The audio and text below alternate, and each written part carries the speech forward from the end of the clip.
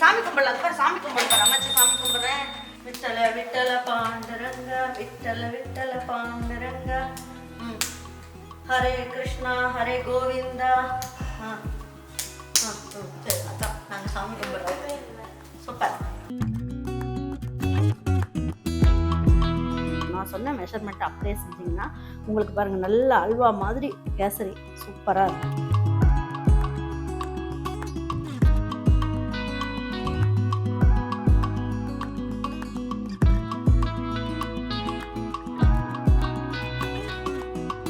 இந்த அவல் கேசரி வந்து கிருஷ்ணனுக்கு ரொம்ப பிடிக்கும். அதனால வந்து இந்த வெள்ளை கலரில் இருக்க அவல் வச்சும் செய்யலாம், சிகப்பு கலரில் இருக்க அவல் வச்சும் செய்யலாம்.